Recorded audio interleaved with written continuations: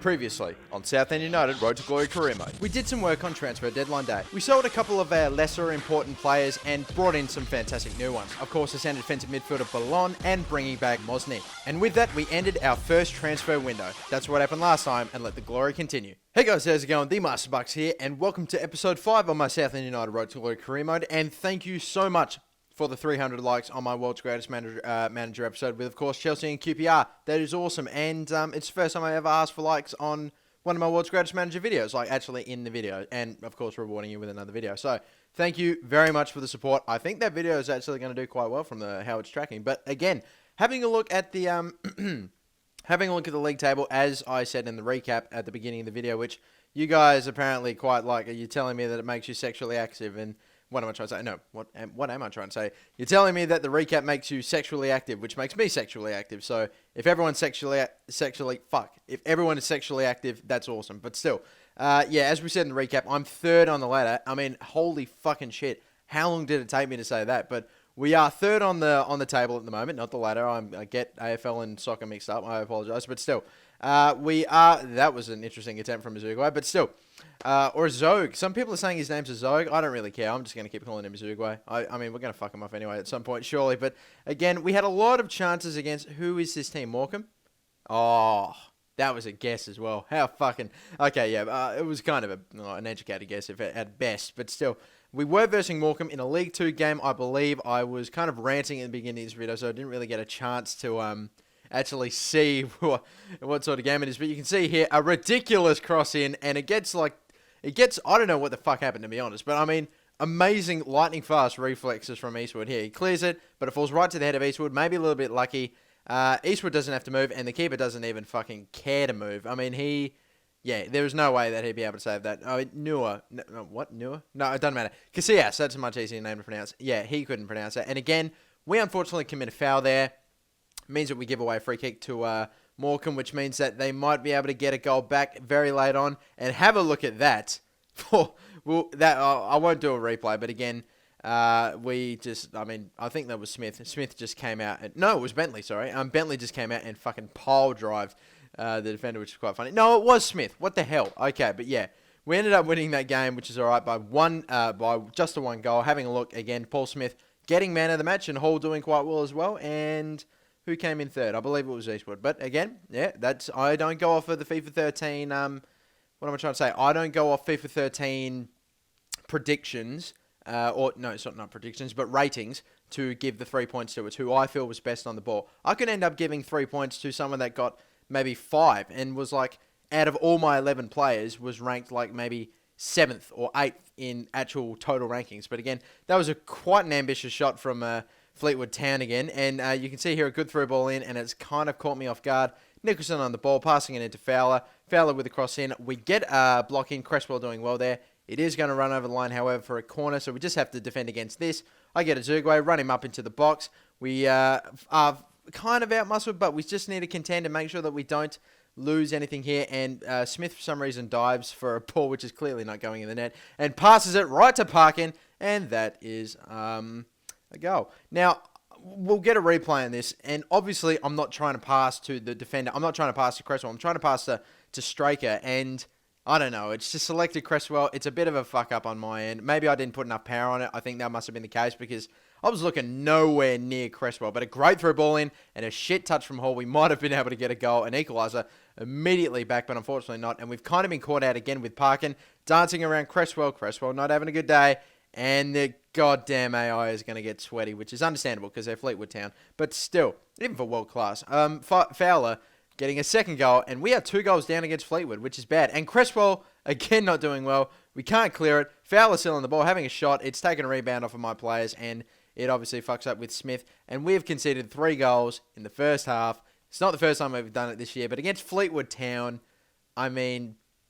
it's a little annoying, but still, Cresswell was having a shitter, so I just put on Phillips, and I felt like, yeah, that's probably the wisest decision I've ever made in this game, but still, Cresswell came off, we made a relatively good tackle, and we might be able to start something here. Eastwood has got 4 guys around him, but somehow create space. He's being chased down by Maguire, I believe, and Even though Eastwood has strength, he just dives in the end and unfortunately doesn't get a foul. And Danny Rose, no, just D Rose. So Derek Rose or just either way.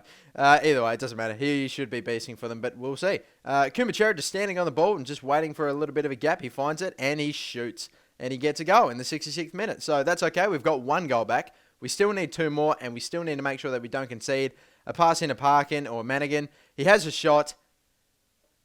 And on the rebound, Parkin with a header, and Smith just fucking stops. You watch this replay and tell me I have not been absolutely bullshitted into conceding a goal here. Yeah, he's absolutely going to reach that, and he just stops. He does okay to stop that effort, but you don't just fucking stop. I mean, if I can be completely honest with you, if I lose a game, I will man up and admit, yeah, I didn't play that well. The other team was better. A very, very, very nice goal from Eastwood, just quietly, before I continue on. But Eastwood took a bit. It was actually a shit touch, but he finished it right in that top left-hand corner. It was fantastic. But I kind of feel like I've been shitted or bullshitted out of 1 or maybe even 3 points there, because I'll be honest, 3 of those goals were fucked. The first one was fucked, didn't want it to happen. Second goal was kind of my fault. Third goal was fucked because it took a deflection, but again, that's kind of a half and half. And the fourth goal was absolutely fucked. So I feel like I probably should have gotten a draw for that. And my unbeaten streak is now over. So, yeah, that sucks. And that 1 loss has taken us from 3rd to 5th on the table. So, yeah, if we could get a win at home against Plymouth Argyle, that would be nice. Ali making a tackle, it is going to run over the line tight, but just going to be a corner. They whip in something. It finds Purse, and Purse has put it in. Oh, well, Purse, you may have scored against me, but you have the gayest last name ever. But unfortunately, Purse did very, very early on get a goal against me. But Kumachera still looking forward and maybe getting a goal there, but unfortunately it was saved as it happened about 5 seconds ago, so you probably know that. And apparently it turns out that their keeper Cole and a bad tackle from Cresswell, and he is only going to get a yellow card this time. We got quite lucky, and why did I burp? Why did I burp? Because it's a human bodily function. Don't judge me. But still, Phillips, I ended up replacing Cresswell with Phillips because, again, Cresswell has been having a bad run.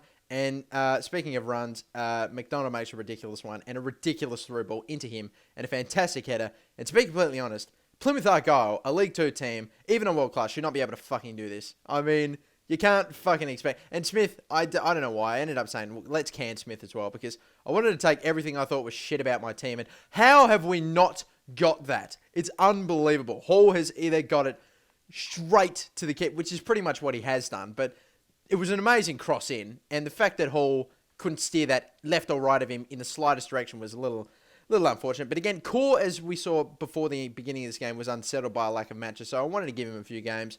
And of course, he is on the ball there, combining with Hall. Hall with a heavy touch and a very, very heavy finish again. Top right-hand corner. So Hall and Core, they're combining and doing quite well. Maybe they're a bit of a partnership to look at. To look out for in the future. But Hall, dancing around his man, having a shot, nearly got us an equaliser, but the finish, he went for the near post in a finesse, and I actually hate it, and a fantastic little diving save from Bentley. I don't know if it was on target, but I will take it, because he did well. Core on the ball, 85th minute, Azugwe chips it in to Kumachera, but unfortunately can't get onto it, and with very little time remaining, with no time remaining. Okay, so we lose that game as well. We've back-to-back losses, which sucks, considering that we were undefeated up until that game against Fleetwood. Yeah, up until that game against Fleetwood. Now, looking at the teams again, Hall seemed to have dominated, which is okay. And, Zugway and, I believe, and Core was coming third. So maybe Core got a vote in that, I believe, his first game for me, at least, or in the team. Now, the last game of the episode, we're 9 minutes into it, and we are going to play a Capital One Cup game again. We won our first round against Portsmouth in ridiculous fashion, having lost 3 goals in the first half and getting 3 goals back in like the last 10 minutes of the game and winning on penalties.